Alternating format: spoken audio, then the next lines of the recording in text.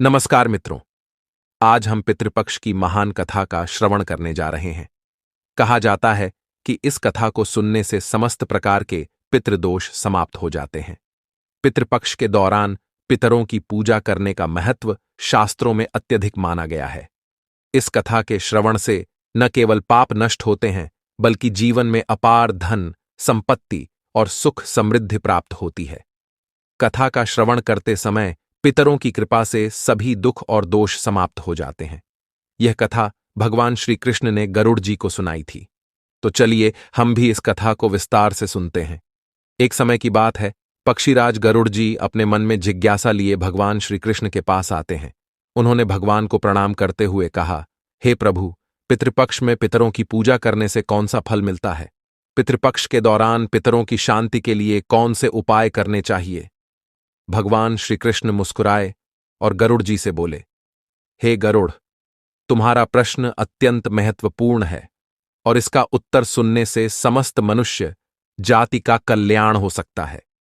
जो व्यक्ति अपने पितरों को संतुष्ट करता है, उसके सभी दोष और दुख समाप्त होते हैं। पितरों की पूजा करने से मनुष्य को अपने पूर्वजों का आशीर्वाद प्राप्त होता है। इस विषय में एक प्राचीन कथा है जिसे मैं तुम्हें सुनाता हूं। भगवान श्री कृष्ण ने कहा, हे गरुड़, यह कथा पितरों और ऋषि रुचि की है, जो पितृपक्ष के महत्व को दर्शाती है। जो कोई भी इस कथा को सुनता और सुनाता है, उसके जीवन से सभी पितृदोष समाप्त हो जाते हैं। इसके बाद गरुड़ जी श्री कृष्ण जी से कहते हैं, जी प्रभु, आप मुझे वो कथा सुनाइए। मैं उस कथा को आपके मुंह से सुनूंगा। इसमें मेरा ही सौभाग्य है और मैं इस कथा का प्रचार प्रसार करूंगा। भगवान श्री कृष्ण ने गरुड़ जी को पितृपक्ष की एक प्राचीन कथा सुनाई, जो ऋषि रुचि और उनके पितरों से संबंधित है। यह कथा सुनने से समस्त पापों का नाश होता है और मनुष्य को मोक्ष की प्राप्ति होती है। दोस्तों, जो भी इस कथा को पूरा सुनेगा, उस पर उसके पितरों की कृपा होगी। इसलिए इस वीडियो को पूरा देखे और अपने सभी दोस्तों, भाइयों और बहनों को, रिश्तेदारों में इस वीडियो को जरूर भेजे। चलिए दोस्तों, कहानी प्रारंभ करते हैं। प्राचीन काल में रुचि नामक एक महान ऋषि थे। उन्होंने संसार की माया मोह को त्याग कर तपस्या और ब्रह्मचर्य का पालन करना आरंभ किया। वे एक अत्यंत महान तपस्वी थे, जिन्होंने जीवन के सभी भौतिक सुखों का त्याग कर दिया था। उनका ध्यान केवल आत्मा की शुद्धि और मुक्ति की प्राप्ति पर था। ऋषि रुचि ने एकांत में रहकर तपस्या शुरू की और वे केवल एक बार ही भोजन करते थे। उनका वैराग्य इतना प्रबल था कि वे संसार के सभी बंधनों से मुक्त हो चुके थे। उनका यह तप देखकर उनके पितृगण अत्यंत चिंतित हो गए। पितरों को इस बात का भय होने लगा कि यदि ऋषि रुचि ने विवाह नहीं किया और संतान उत्पन्न नहीं की, तो उनका वंश नष्ट हो जाएगा और उन्हें मुक्ति नहीं मिलेगी। ऋषि रुचि जब गहरे ध्यान में मग्न थे, तब उनके समस्त पितृगण उनके सामने प्रकट हुए। उनके दिव्य रूप को देखकर ऋषि रुचि आश्चर्यचकित हो गए और उन्होंने पितरों को प्रणाम किया।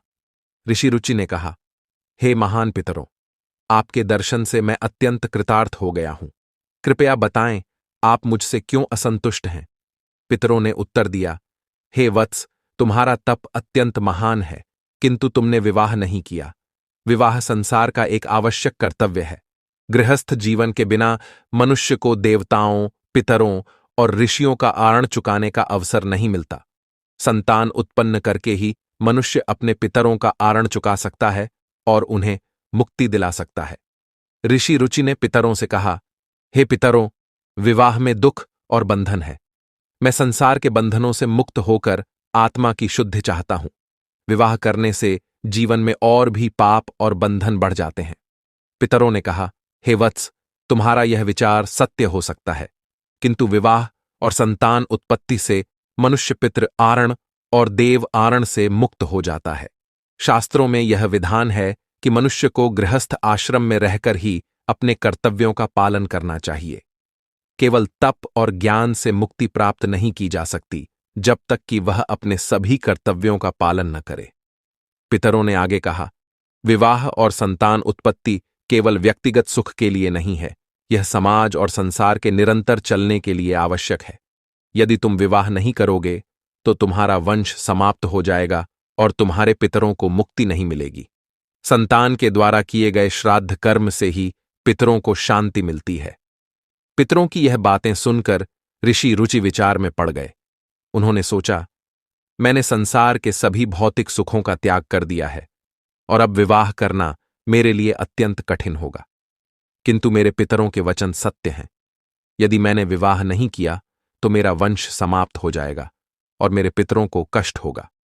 ऋषि रुचि ने पितरों से कहा, हे पितरों, मैंने आपका उपदेश सुना और अब मैं विवाह करने के लिए तैयार हूं, किंतु मेरी आयु अब अधिक हो चुकी है और मुझे नहीं लगता कि कोई कन्या मुझसे विवाह करने को तैयार होगी।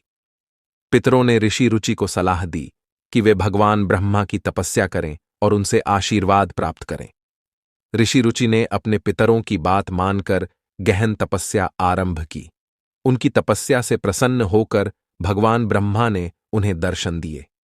भगवान ब्रह्मा ने कहा, हे ऋषि, मैं तुम्हारी तपस्या से प्रसन्न हूं।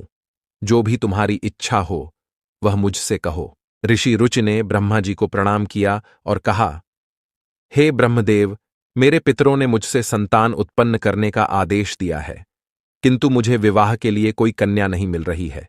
कृपया मुझे कन्या प्रदान करें जिससे मैं संतान उत्पन्न कर सकूं और अपने पितरों को मुक्ति दिला सकूं। ब्रह्मा जी ने कहा, हे ऋषि, तुम्हारी यह इच्छा अवश्य पूर्ण होगी। तुम संसार के प्रजापति होगे और तुम्हारे द्वारा प्रजा की सृष्टि होगी। तुम्हें शीघ्र ही एक योग्य पत्नी प्राप्त होगी जो तुम्हारे वंश को आगे बढ़ाएगी। ब्रह्मा जी के वचन सुनकर ऋषि रुचि ने अपने पितरों को प्रसन्न करने के लिए तर्पण और स्तुति की। उन्होंने एक नदी के तट पर अपने पितरों का तर्पण किया और भक्तिपूर्वक उनकी स्तुति करने लगे। ऋषि रुचि ने अपने पितरों की स्तुति इस प्रकार की, जो पितृगण स्वर्ग में स्थित हैं, जो देवताओं और ऋषियों द्वारा पूजे जाते हैं, उन सभी पितरों को मैं प्रणाम करता हूं। हे पितृगण, आप सभी मेरी रक्षा करें और मुझे संतान उत्पन्न करने में सहायता प्रदान करें। इस प्रकार की स्तुति से पितृगण अत्यंत प्रसन्न हुए और ऋषि रुचि को आशीर्वाद दिया। उन्होंने कहा, हे वत्स, तुम शीघ्र ही एक योग्य पत्नी प्राप्त करोगे और तुम्हारे द्वारा उत्पन्न संतान तीनों लोकों में प्रसिद्ध होगी। पितरों के आशीर्वाद से उसी समय नदी के मध्य से एक दिव्य अप्सरा प्रकट हुई। उसका नाम प्रमलोचा था और वह अत्यंत सुंदर और तेजस्वी थी। प्रमलोचा ने ऋषि रुचि से कहा, हे महान तपस्वी, मैं वरुण देव की पुत्री हूं। ब्रह्मा जी की आज्ञा से मैं तुम्हारे पास आई हूं ताकि तुम्हारे पितरों का आशीर्वाद पूर्ण हो सके। कृपया मुझे अपनी पत्नी के रूप में स्वीकार करें। प्रमलोचा की दिव्य उपस्थिति से ऋषि रुचि के मन में एक अजीब शांति और स्फूर्ति का अनुभव हुआ। उनके मन में विवाह का निश्चय और दृढ़ हो गया। उन्होंने प्रमलोचा को स्वीकारते हुए कहा, हे देवी, तुम परम तेजस्वी हो। पितरों के आदेश का पालन करने के लिए मैं तुम्हें अपनी पत्नी के रूप में स्वीकार करता हूं। हम दोनों का मिलन संसार की भलाई और वंश वृद्धि के लिए होगा। प्रमलोचा ने भी विनम्रता से ऋषि रुचि के प्रस्ताव को स्वीकार किया और इस प्रकार वे दोनों विवाह सूत्र में बंध गए। उनके मिलन से पितरों की प्रसन्नता और आश्वासन की प्राप्ति हुई। विवाह के बाद ऋषि रुचि ने अपनी तपस्या को स्थगित कर गृहस्थ जीवन में प्रवेश किया। वे और प्रमलोचा एक सुखमय जीवन जीने लगे। उनके जीवन में सांसारिक सुख और संतोष का अनुभव हुआ जिसे उन्होंने पहले कभी नहीं समझा था। प्रमलोचा ने अपने गुण और समर्पण से ऋषि रुचि को जीवन के एक नए पक्ष से परिचित कराया, जिसमें उन्होंने पाया कि सांसारिक जीवन भी मोक्ष प्राप्ति का एक साधन हो सकता है यदि इसे धर्मपूर्वक जिया जाए। कुछ समय बाद प्रमलोचा ने एक तेजस्वी पुत्र को जन्म दिया। उनके पुत्र का नाम प्रजापति रोचिव हुआ, जो अद्वितीय गुणों वाला और अत्यंत बलशाली था। ऋषि रुचि को अब अपने पितरों के प्रति कर्तव्य पूरा करने का संतोष प्राप्त हो गया। उन्होंने रोचिव को धर्म और नीति का ज्ञान देकर उनका पालन पोषण किया, जिससे वह एक योग्य और धर्मनिष्ठ पुरुष बन सके। जब ऋषि रुचि ने अपने पुत्र रोचिव का यज्ञोपवीत संस्कार किया और उसे सभी शास्त्रों और वेदों का ज्ञान दिया, तब उन्होंने पितरों के निमित्त श्राद्ध और तर्पण का आयोजन किया। पितरों के आशीर्वाद से उनका वंश निरंतर चलता रहा। श्राद्ध के अनुष्ठान से पितृगण अत्यंत प्रसन्न हुए और उन्हें आशीर्वाद दिया कि उनके वंश में कभी भी पितृदोष नहीं आएगा।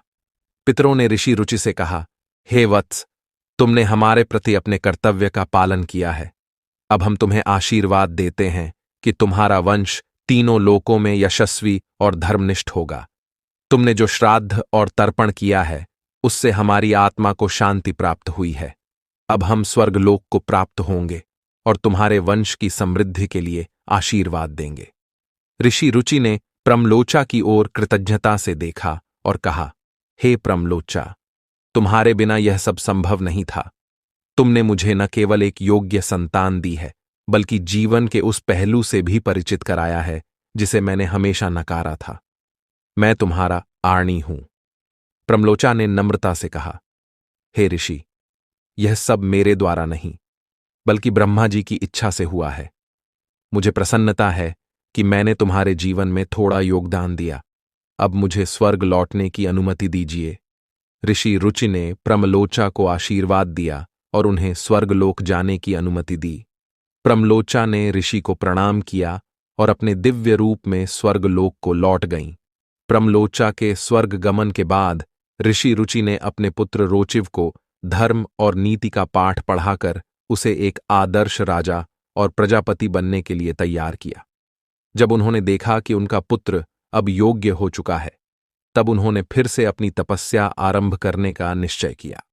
अब वे पहले से अधिक शांति और आत्मविश्वास के साथ तपस्या में लीन हो गए। इस बार उनकी तपस्या में न केवल वैराग्य था, बल्कि वह संसार के प्रति एक गहरी समझ भी थी। उन्हें यह अनुभव हुआ कि जीवन के सभी आश्रम, चाहे वह ब्रह्मचर्य हो, गृहस्थ, वानप्रस्थ या सन्यास, सबका अपना एक महत्व है। गृहस्थ आश्रम में रहकर भी मनुष्य धर्म का पालन कर सकता है और मोक्ष प्राप्ति की दिशा में अग्रसर हो सकता है। भगवान श्री कृष्ण ने गरुड़ जी को यह कथा सुनाते हुए कहा, हे गरुड़, ऋषि रुचि की यह कथा पितरों की महिमा और पितृ आर्ण के महत्व को दर्शाती है। जो मनुष्य पितृपक्ष में श्राद्ध, तर्पण और पिंडदान करता है, वह अपने पितरों को संतुष्ट करता है और उनके आशीर्वाद से जीवन में सुख समृद्धि प्राप्त करता है। पितृ आरण से मुक्त होने के बाद ही मनुष्य को मोक्ष प्राप्त हो सकता है। भगवान श्री कृष्ण ने आगे कहा, जो कोई भी इस कथा को श्रवण करता है उसका जीवन पवित्र हो जाता है। वह अपने पितरों के प्रति सभी कर्तव्यों का पालन करता है और उसे पितरों की कृपा से समस्त सुख, धन और मोक्ष की प्राप्ति होती है। गरुड़ जी ने भगवान श्री कृष्ण को प्रणाम करते हुए कहा, हे प्रभु, आपने मेरे सभी संदेह दूर कर दिए हैं। अब मैं इस कथा को सभी मनुष्यों तक पहुंचाऊंगा ताकि वे पितृपक्ष का महत्व समझ सकें और अपने पितरों की पूजा करके उनका आशीर्वाद प्राप्त कर सकें। इस प्रकार पितरों की यह महिमा पूर्ण होती है और इस कथा का श्रवण करने से सभी पितृ दोष समाप्त हो जाते हैं। जो व्यक्ति इसे श्रद्धापूर्वक सुनता और सुनाता है, उसे जीवन में सभी सुख सुविधाएं प्राप्त होती हैं और अंत में वह मोक्ष को प्राप्त होता है। यह कथा बताती है कि पितृ ऋण को चुकाने के लिए केवल तपस्या और वैराग्य पर्याप्त नहीं है, बल्कि पितरों की पूजा, संतान उत्पत्ति और श्राद्ध कर्म का भी अत्यधिक महत्व है। पितृपक्ष के दौरान जब मनुष्य अपने पितरों का ध्यान करता है और उनकी शांति के लिए तर्पण करता है, तब वह उनके आशीर्वाद से समस्त प्रकार के दुखों और कष्टों से मुक्त हो जाता है। पितरों की कृपा से जीवन में सफलता, समृद्धि और शांति का मार्ग प्रशस्त होता है।